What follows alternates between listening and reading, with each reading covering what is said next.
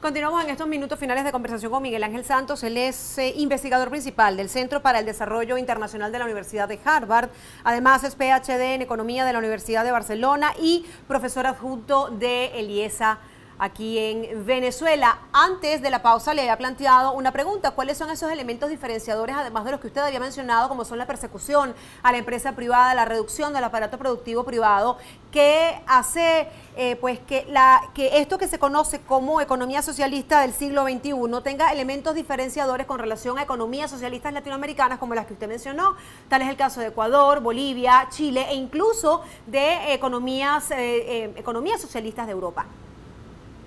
Sí, bueno, como te dice el caso, Aymara, la mayoría de las economías que se definen, o de los partidos de gobierno que se definen como socialistas en el mundo, dejando de lado la locura venezolana, son gobiernos que están tratando de igualar el punto de partida donde salen los ciudadanos. O sea, reconocen que no todos nacemos con la misma cantidad de oportunidades y persiguen una igualdad en la oportunidad y en el acceso a oportunidades, no una igualdad en los resultados. Y para garantizar igualdad de oportunidades, tú tienes que tener un buen sistema de salud pública, un buen sistema de educación pública, que haga que la diferencia que puede tener un niño nacido en la clase media alta de cara a su ingreso futuro y a su vida no venga determinada con respecto a un niño que nació en una clase baja desde el momento en que nace, sino que independientemente del lugar donde hayas nacido, tengas la oportunidad de tener éxito en la vida.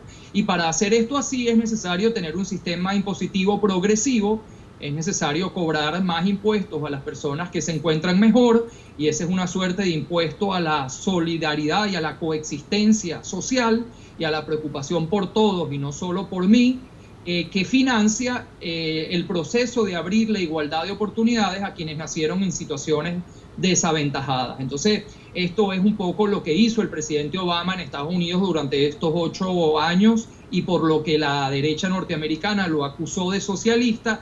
Esto es un poco, en mayor o menor grado, lo que tratan de hacer los socialismos exitosos de Europa, y en particular un caso que se cita mucho es el socialismo sueco, donde las tasas impositivas son muy grandes, pero los beneficios que se le dan a la población por igual también son muy grandes. Hay que tener cuidado porque a veces los impuestos muy grandes terminan desestimulando al esfuerzo, y entonces hay una tasa de impuesto óptima que garantiza la igualdad de oportunidades sin desestimular o sin quitarle incentivos al esfuerzo individual y al esfuerzo de los empresarios, que son los grandes responsables de la fuerza productiva y de la riqueza de la sociedad. En ninguno de estos países se persigue a la empresa privada. En ninguno de estos países, cuando hay un boom de recursos, se importan cosas baratas para arruinar a los productores locales, sino estos países cuidan a sus productores, no en el sentido de que los protegen por ser más ineficientes, sino de que tratan de aislarlos de los vaivenes de la economía mundial. O sea, no tiene absolutamente nada que ver el socialismo, como tú me has preguntado, y como se concibe en los países más avanzados de Europa, o inclusive en las economías más avanzadas de América Latina, no tiene nada que ver con la suerte de malandraje de recursos que ha ocurrido en Venezuela. No tiene nada que ver con el hecho de que este año Venezuela va a exportar 26.000 millones de dólares y aproximadamente 12 o 13.000 de esos van a ir al servicio de la deuda externa. No tiene nada que ver un gobierno que se dice socialista y en lugar de buscar un proceso de reestructuración de deuda, ha decidido recortar las importaciones al mínimo y hambrear a la población. De manera que lo que está ocurriendo en Venezuela ni siquiera puede calcularse o denominarse socialismo. En Venezuela hoy en día, el que nace en una situación difícil la tiene mucho más difícil de lo que la tenía en 1988, y el chavismo no ha servido para corregir esas diferencias en el momento del nacimiento, todo lo contrario, las ha terminado acentuando. ¿Cómo hacerle comprender al ciudadano, un ciudadano que está en un contexto país como el que usted ha descrito, que puede transitarse por un cambio que apunte hacia la prosperidad, hacia el bienestar, hacia la senda del desarrollo de una nación, superando esa satanización que se ha hecho de la economía liberal, como ha sido el caso del discurso político venezolano que se ha repetido durante 18 años? Bueno, estos 18 años, una cosa que se ha hecho, Aymara, es que se ha vuelto al lenguaje completamente inútil. De manera que cuando tú y yo hoy hablamos, utilizamos palabras que ellos han venido usando para bien o para mal durante 18 años y las han despojado completamente de significado. Entonces, una de las herencias del chavismo es que ni siquiera tenemos un lenguaje. Entonces tenemos que explicar bien las cosas y no utilizar las palabras que normalmente definen esas cosas, porque a ellos han vuelto el lenguaje completamente inservible. Yo creo que la gente, Aymara, va mucho más allá y entiende mucho más allá de lo que está pasando, de lo que la mayoría de las personas cree.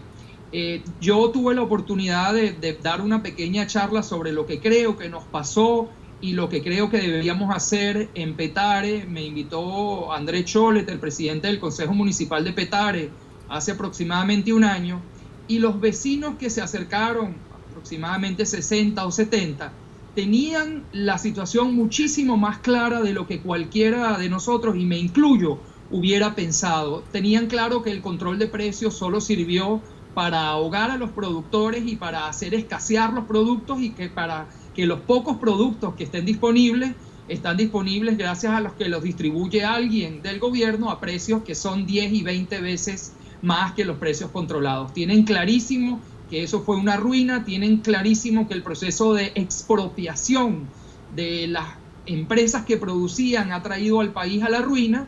Eso por un lado se ha asimilado perfectamente. Entonces nosotros de este periodo, el gran fracaso del chavismo nos ha servido como un gran elemento pedagógico para entender qué sirve y qué no sirve.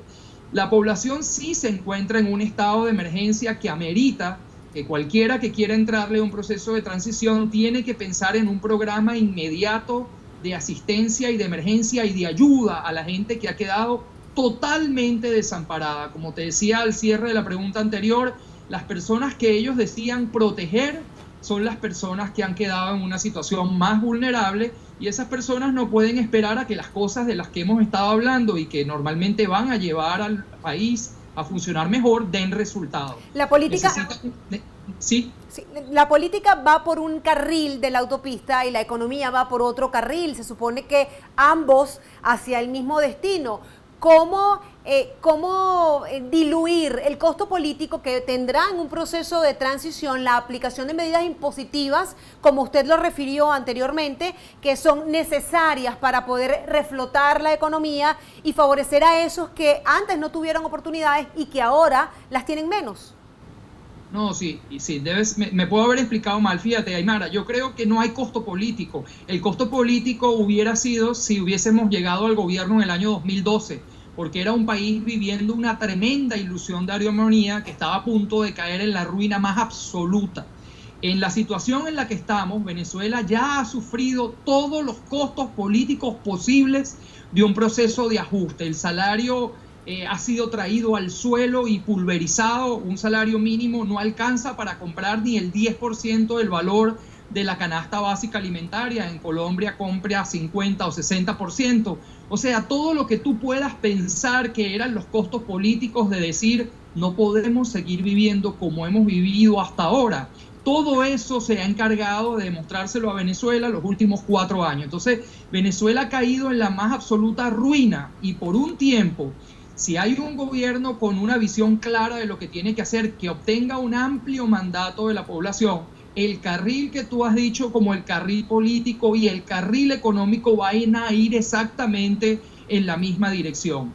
Ese tiempo lo tenemos que aprovechar para convencer a la gente de que lo que nos prometieron fue un imposible. No hay manera de comer, no hay manera de tener casa, no hay manera de montarse en un transporte si no lo pagas, porque lo está pagando alguien que no eres tú, y eventualmente ese alguien va a cerrar y se va a ir y no va a quedar nadie. Yo pienso que vamos a tener un bono. El enorme fracaso de las políticas del chavismo en estos últimos 4 años nos va a dar un bono para alinear el carril político y el carril económico por un tiempo, y en ese tiempo tenemos que hacer un trabajo de comunicación importante, de decirle a la gente que ya no haya terminado de entenderlo, que será muy poca, pero en cualquier caso lo que nos prometieron era un imposible, y para vivir bien y ganar bien hay que trabajar y producir. y creo que eso es un mensaje que un liderazgo político fuerte en el contexto de una gran recuperación va a tener la posibilidad de hacer. Le voy a hacer una última pregunta antes de terminar esta entrevista y quizás se sale un poco de su área de pericia, pero no tanto en su condición de ciudadano. ¿Qué expectativa de país tiene usted para el 16 de octubre? Mira, tengo la expectativa idéntica al país del 14 de octubre. Yo pienso que no se puede generar unas expectativas distintas. Lo único que hay un proceso, Venezuela está tratando de purgar a un gobierno terrible fuera del poder y no lo ha podido hacer porque las elecciones han sido coartadas, no solo porque no ha habido, sino porque se han realizado en condiciones muy restrictivas. Entonces nosotros, como oposición, como me defino, logramos una gran victoria en la Asamblea Nacional. Eso fue una victoria que le ha dado a la oposición la oportunidad de presentar y de dejar en evidencia al régimen venezolano. No le ha dado la oportunidad de hacer el cambio al cual la Asamblea la empoderaba por las propias obstrucciones del gobierno y del Tribunal Supremo. Y yo simplemente veo las elecciones de gobernadores como un paso más para reafirmar nuestra voluntad, un paso más para decir somos más, y para acelerar el proceso de transición que nos puede llevar a resolver nuestros problemas. Pero yo creo que no engaño a nadie ni tampoco lo sorprendo si digo que el país del 16, del 17 y el 18 va a ser muy distinto, como no sea porque la posibilidad de purgar a esta gente que ha llevado a Venezuela a la ruina va a ser más grande si conseguimos una victoria electoral más contundente. Muchísimas gracias, profesor Santos, por haber accedido a esta entrevista y nos despedimos de ustedes hasta una próxima edición.